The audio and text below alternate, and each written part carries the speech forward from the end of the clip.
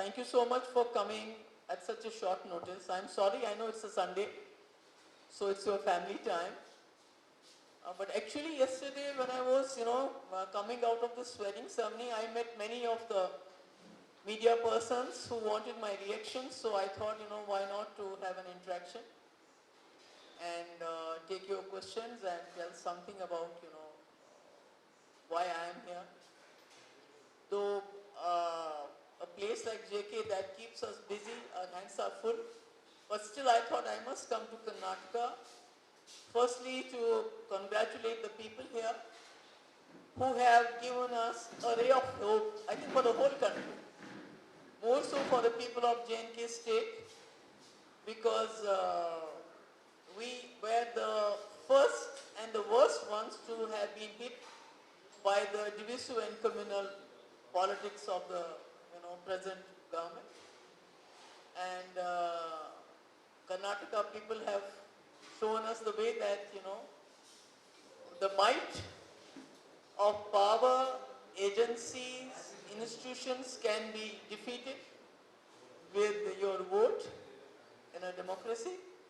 And I also thank them for bringing all the most of the opposition parties who believe in the constitution of this country, who believe in the democratic values of this country, who believe in the secular culture of this country, who above all believe in the idea of India together and celebrate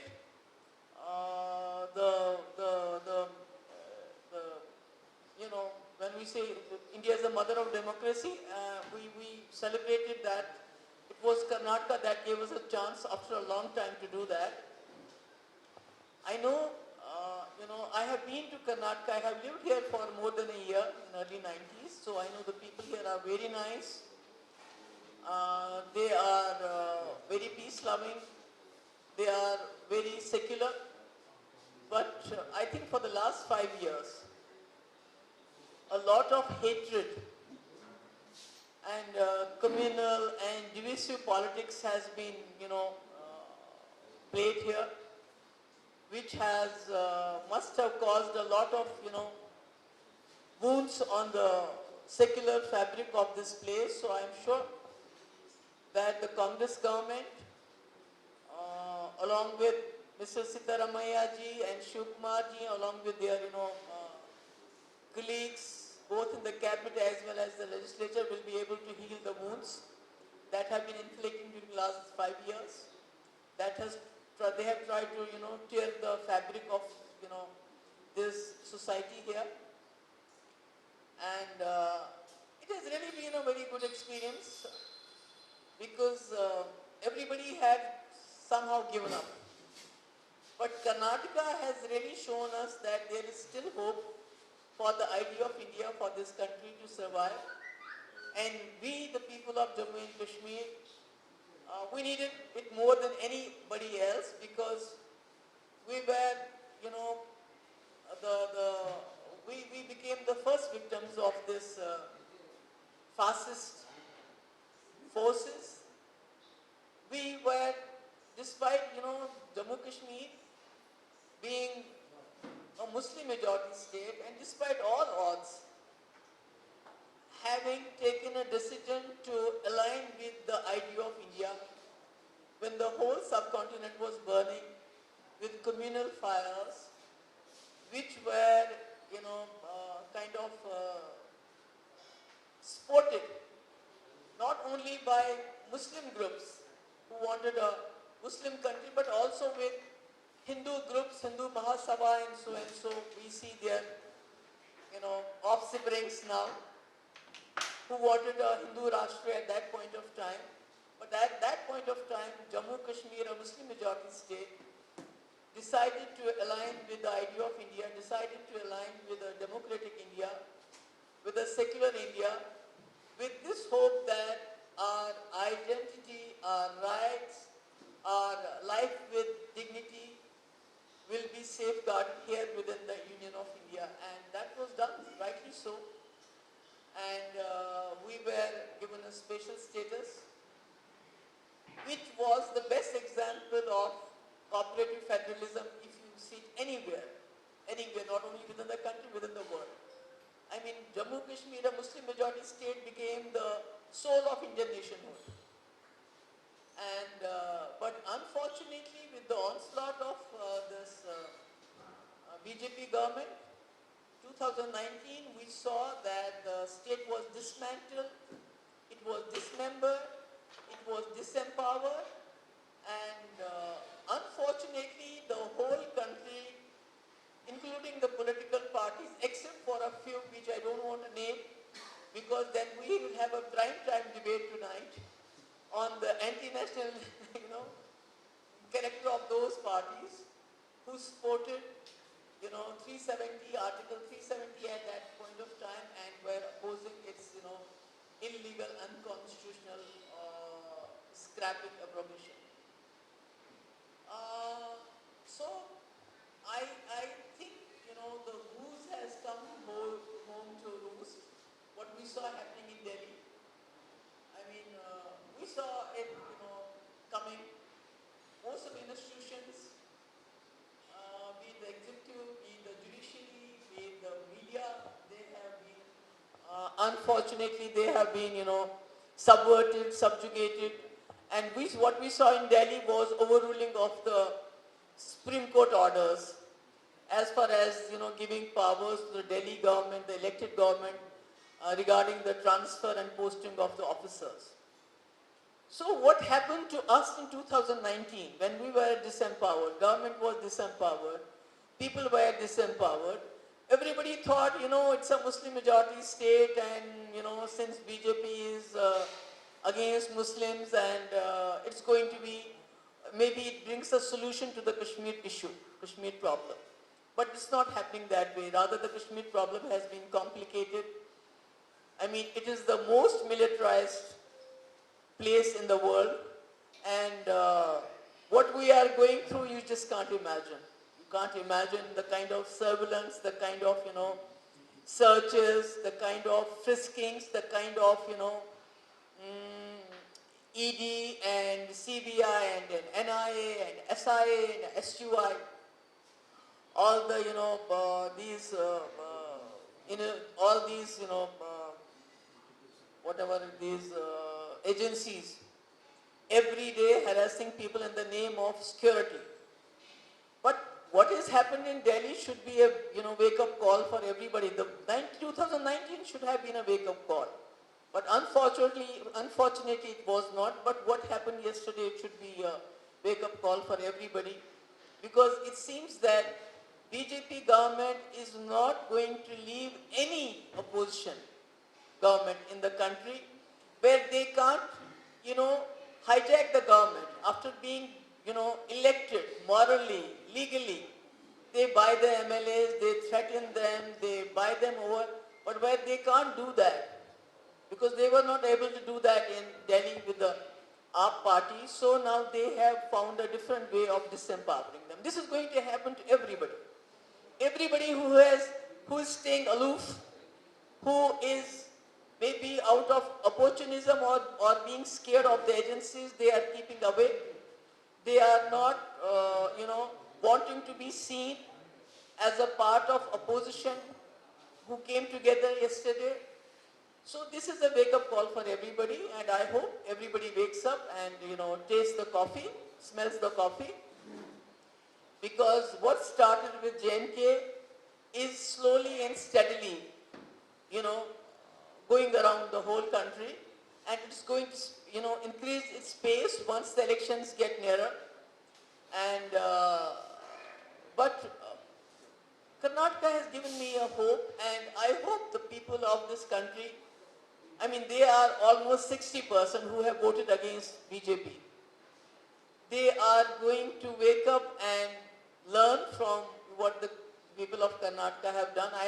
I know that it was Rahul Gandhi's yatra which laid the foundation for the results that we see today, but I think the people of Karnataka are to be complimented. I don't have any words to say, because everybody had given up. And the kind of, campaign the ruling party, the BJP, went about was I mean, I have no words to express it, and the way Election Commission was just watching, you know, I won't say helplessly, I will say with glee.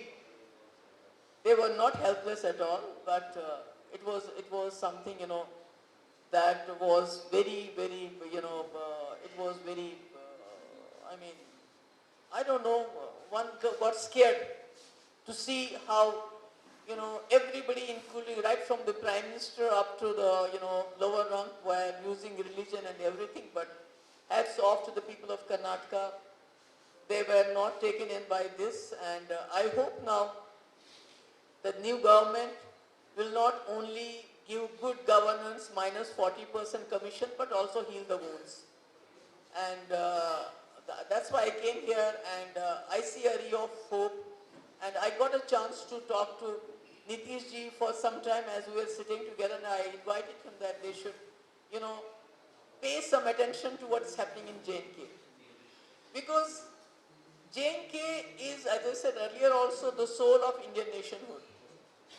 It has wedded itself to the idea of India.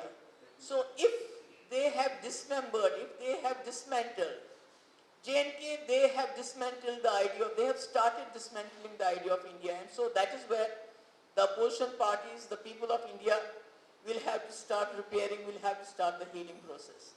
And,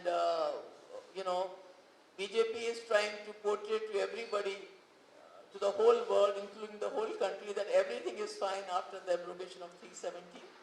But let me tell you my experience. I have been the chief minister. My mother has been the wife of a home minister, wife of a chief minister.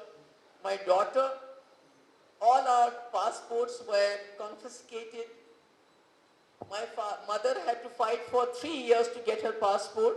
My daughter is still fighting, and I am also fighting. So you can well imagine if this can be done in the name of security to a family which has, joined mainstream politics. My father joined mainstream politics in 1959 when Kashmir was burning with the idea of self-determination.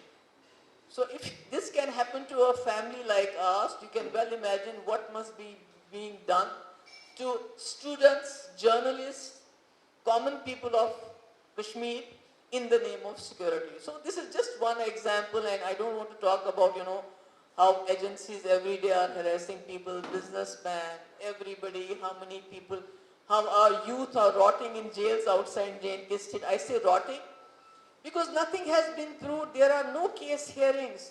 The families are so poor, they just can't even visit them, not to talk about fighting their cases. Even if there is a hearing, the witnesses are not presented. So the process in itself has become a punishment for all those families. So we are going through a very, very bad time, and Kashmiris are feeling more alienated, but I appeal to the people of this country that we have exceeded with you. We have not exceeded with Hindu Mahasabha or BJP or with any communal party or with, for that matter, with Muslim League. We did not choose Pakistan. We fought the invaders in 1947 with our bare hands and decided to align with this great country. But today the people are leaving us alone, and I would request all the opposition parties and as well as the people of this country, please reach out to people of Kashmir. You saw when Rahul Gandhi came to Kashmir, how people received him. Because people are feeling suffocated. They want someone, some leadership to come and listen to them. What's happening to them after 2019? How Jammu Kashmir has been converted into an open-air prison. So this is all I wanted to say, and once again, thumbs up for, Karnataka people, and I salute them. Thank you so much. Any questions?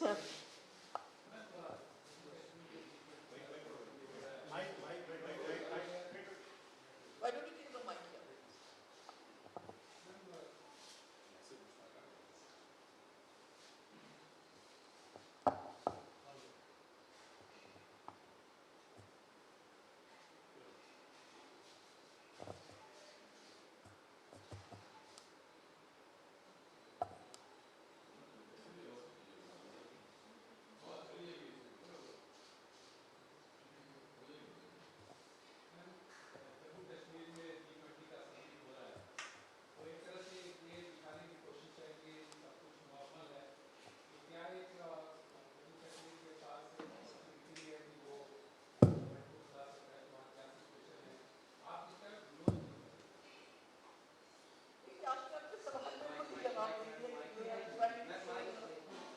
trying to show that normalcy, everything is fine. I'm not opposing anything. Why should I oppose anything? But the way G20 is, it's an event for the whole country. But the BJP has hijacked it. They have even replaced the logo with lotus. The logo should have been something to do with the country, not with the party. And secondly, to tell you the truth, if you visit Kashmir today, you will see the place which was already converted in an open-air prison has been converted in Guantanamo today, because even houses have been taken over, homes have been taken over. There is 3, 4, 5-tier security. There are, checkings going on. Everything in the homes is being turned upside down. If you want, I have something in my phone which I can show you how they are going about the searches. My point is not about, G20 being held in Kashmir. My point is that our problems are within the region. G20 may be something in which may be doing some kind of publicity for the BJP party at the national, at the international level. But it is the SARC which will establish the leadership of our country within this region, address its problems. That is where the government has to take bull by the horns and take an initiative. And also, for that, it is being held hostage between the animosity of India and Pakistan. And Jammu Kashmir is at the basis of it. So they need to take the bull by the horn, as Vajpayee ji did. He tried to resolve the Kashmir issue without compromising the sovereignty of the country or the integrity of Jammu and Kashmir. So that's what my point is, that if we have to go so gaga about something, why not SARC? Why not have a SARC summit and address the problems that we have? So that before becoming a Vishu Guru, we can become the Guru of this region, because the road to becoming the Guru, Vishu Guru, leads to SARC, and the road to SARC leads to Jammu and Kashmir. Thank you. Ma'am, supplementary to that question, ma'am, Kashmir मुद्दे के ऊपर में China वहां पर शामिल नहीं हो रहा है, उसने उसको लेकर के ऐतराज जताया है, आपका क्या टेक है उसके ऊपर में? That is the achievement of BJP, because they had said abrogation of Article 370 is going to resolve all problems. Now even China is, वो भी अपनी टांग इसमें डाल रहे हैं और बुरी तरह से डाल रहे हैं. They are also, talking about Kashmir dispute, which only Pakistan used to talk about earlier. So it goes to the credit of BJP that they have brought China also into the problem now. Yeah. Ma'am, आप लोग यहाँ आई, उसका उद्देश्य ये है कि 2024 में opposition unity हो और बीजेपी को हराया जाए. मजबूत ज्यादा वक्त.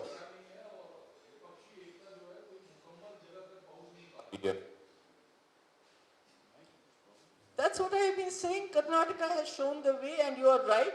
I mean, I would again, I'm nobody to advise or suggest to Congress, but I can only appeal to them that wherever they are in a one-to-one fight BJP, that's where the Congress should fight. But where there are regional forces, be it Mamta, be it Akhilesh Yadav, Mayawati, or Naveen Patnaik Saab, or even Arvind Kejriwal, Stalin, Nitish Kumar ji, so many of them, they should concede more.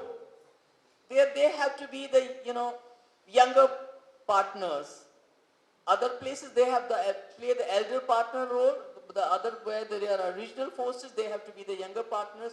Only then you can save the idea of India, you can save this country, and then you can save these parties. Otherwise, everything is going to be dismantled if 2024,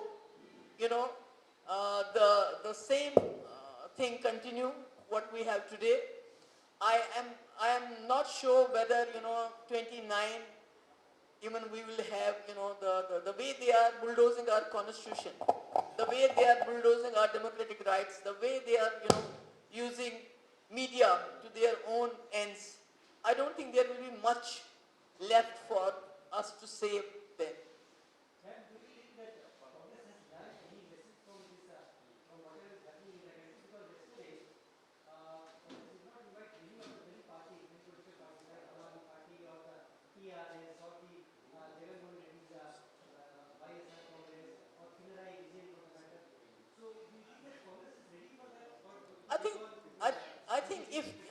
I think this Congress has played a, great role in the independence of this country, in building this country in the idea of India. Even the state of Jammu and Kashmir, its accession to India had a lot to do with Jawaharlal Nehru's efforts. So the idea of India, for the survival of idea of India, Congress has the biggest responsibility as compared to the other parties. So they will have to, kind of sacrifice more if they want to save this country and if they want to save the idea of India. There is no other way. Because at this point of time, they will have to focus on one opponent, and that is BJP. Rest, they have to be in it together. Only then they can defeat the fascist forces. Otherwise, it's going to be very difficult. So you mean to say that Congress did little so far? They have started, I think, with Rahul Gandhi's Yatra. Some foundation has been laid. Now, I think he also understands the country better and also understands the nitty-gritties of taking everybody along. And I'm sure, they will think about it, because otherwise there is no option. There is no option. They can't do otherwise. Ma'am, after article 370 के scrapping के बाद आप खुद को और अपनी party को कहां पाती हैं? क्या आप अकेले इलेक्शन लड़ेंगे इस पर? नहीं, देखिए, मैंने तो बोला असेंबली तो मैंने कभी लड़ना नहीं है जब तक 370 रिस्टोर नहीं होता है। पार्लियामेंट तो सोच सकते हैं लड़े ना लड़े, बट असेंबली मैंने बोला है हम नहीं लड़ेंगे जब तक 370 रिस्टोर नहीं होता है। As far as my party is concerned, it was dismantled. It was broken totally, but the worker is with me and we are rebuilding it. I don't see assembly elections, coming in near future. They are going to hold panchayats and local bodies, and then we have parliament election. I don't, see assembly elections so soon. Because for them, democracy is about panchayat raj. And I don't know what the Prime Minister and the Home Minister are doing if they feel punches and sarpanches are substitute for the assembly and the parliament. I really don't know. Because that's why they keep on selling to everybody that we had panchayat elections, we had local bodies elections, so the democracy has been restored, but democracy is incomplete without assembly elections. And even assembly elections are secondary to the fundamental rights of the people of Jammu and Kashmir, which have been subverted, which have been suspended at this point of time.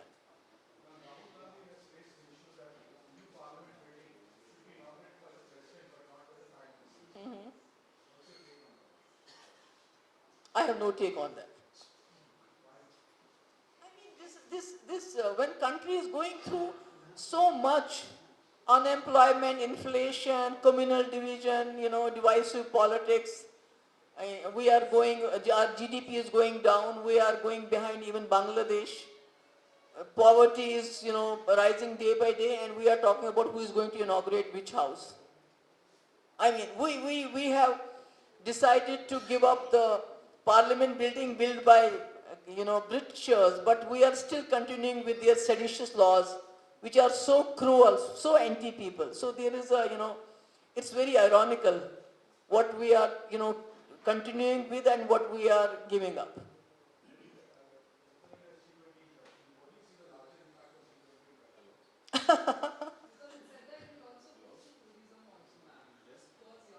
I mean, if you think that, taking the people, the inhabitants of a place, keeping them as hostages, not allowing them to move, doing, checkings, frisking, everything, and causing so much harassment to them.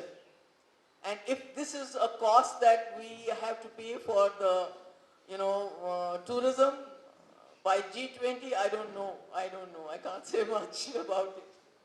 Well, at that point of time, we thought it was something, good for the country. We didn't know, ultimately it's going to bring the economy of the country down and benefit some of the cronies, some of the, crony capitalists who are very close to the ruling party.